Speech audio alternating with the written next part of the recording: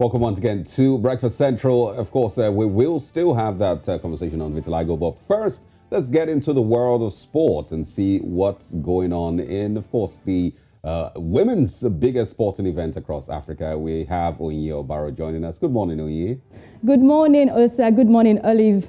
Nice to join here to give you an update in the world of sport.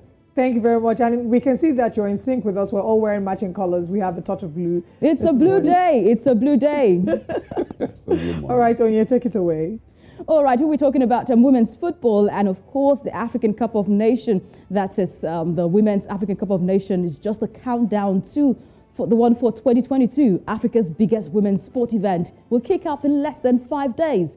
So the Confederation of African Football Tournament commences on the 2nd of July in Morocco, with the final match scheduled for 23rd of July.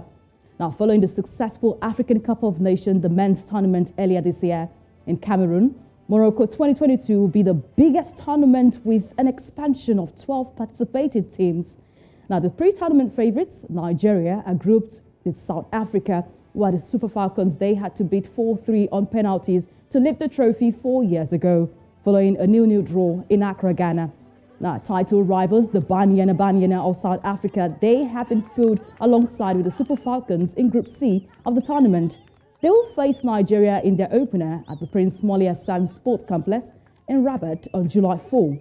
The Banyana Banyana landed in Morocco late on Wednesday, June 22nd, to step up preparations ahead of their match opener against the defending champions, the Super Falcons of Nigeria.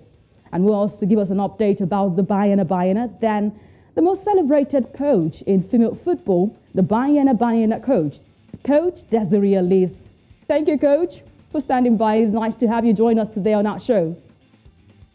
Good morning, and thanks for having me. All right, now, of course, we are counting down to the start of Africa's biggest women's tournament. So the African women's football is on the rise, we know that. And there'll be stiff competition when this year's tournament gets underway. How prepared is the Banyana Banyana of South Africa? Look, we went into camp quite early to prepare, and we did not obviously get the international friendlies we wanted. We wanted to be based in Morocco most of the time and did not want to travel outside of Morocco and come back into the country. We could have played a few countries, but we wanted to make traveling much easier and settle in, because besides us coming early, it's winter in South Africa, and we wanted to make sure that we acclimatize not only to the weather, but there's also a time difference, and I think that has really, really helped us. Okay, the Banyana Banyana's rivalry with the defending champions Nigeria is one not to overlook. Now, you were runners-up in 2018, handing Nigeria their 9th title. Now, you will play Nigeria again when you begin your campaign at the competition, after defeating Nigeria at the 2021 Aisha Buhari Cup. How are your girls trying to approach this game? How do they intend to approach this game this time? Look, history has shown us that we're capable of playing the best and beating the best, but history doesn't make you win games. We will really play well for the next couple of days and put a plan in place, and I think that is important, because the players are the ones that need to execute the plan. And we know it's not going to be an easy game. Nigeria are multiple defending champions. We know that they're going to come at all guns blazing. They are quality side, and we need to step up even higher than what they step up to get a positive result. Okay, according to reports, the newly re-elected, I must say congratulations to the newly re-elected SAFA president, Danny Jordan. He has gotten back that post to be the president once again for a 4th time. He promised the ladies 9.2 million rands if they're able to dethrone Nigeria and clinch the 2022 title this time.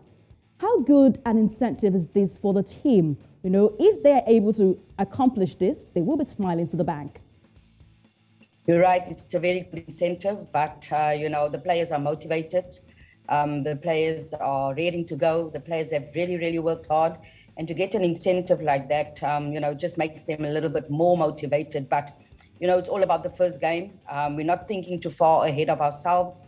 We want to make sure that we focus on the task at hand, and that's the first game. And the first game is obviously Nigeria. And we want to make sure that we get a positive result, to make sure that, it gives us momentum, it gives us confidence, and As I said, it's still not going to be easy. We know they're going to come out guns blazing, but the players are really ready. The players are very motivated and looking forward to the start of the tournament. Okay, if I would say that, I must compliment the fact that every time I have to talk to you, you look younger and more beautiful. That's if being beautiful will help win games. But can you give us a mood in camp right now? Are the girls under pressure? They have to face the defending champion? Or let's see an injury update in camp. We are very fortunate that we have no injuries. Our medical team and our conditioning team has worked really, really hard, and that's the best part of everything. That we have zero injuries. We have 100% availability, which is really fantastic. As you saw from the pictures, the mood in the camp is fantastic. When someone comes late, when we start training and they're late in the center circle, they have to dance. And that's what's currently happening on your screen, the player dancing, arriving late in the center circle. So the mood is fantastic. I think the players that have come in have really lifted the spirits, especially the overseas-based players. And they have really, their professionalism experience has really, really rubbed off. And everybody's really looking forward to it. We've had some players that haven't played for us for 2 years due to challenges.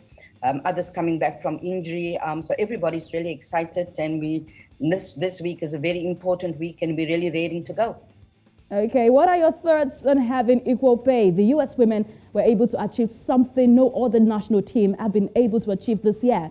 Now, do you also feel that the prize money and also the pay for the men and women in both national teams should be at par, especially looking at the AWCON and the African Women's Cup of Nations? When you look around the world, you look at the countries that have fought for years about equal pay, the US, the Netherlands, England, and a lot of those countries are in the top 10. A lot of the male teams have come out and, said that they will sort of share and have equal pay, and I think with the incentive that the president has given, it's shown that, they're willing to put an effort into women's football. And I think things will change eventually. It's got to change eventually, especially in Africa. And the rest of the world have set the trend. It's now up to everyone else. But it also comes with being successful. It also comes with making sure that you play regularly in tournaments. And players are deserving of getting extra. Players are deserving of getting more. But it's not my fight. I'm a technical person. But I know that players deserve what they deserve, and hopefully in due time that will come. Okay, let's put you on the spot right now. The Confederation of African Football Awards is back. So you hold the Best Female Coach Award. What do you think will contend with that this year? Look, it's never about me. It's always about the team. We always say that if the team does well, the individuals will stand out.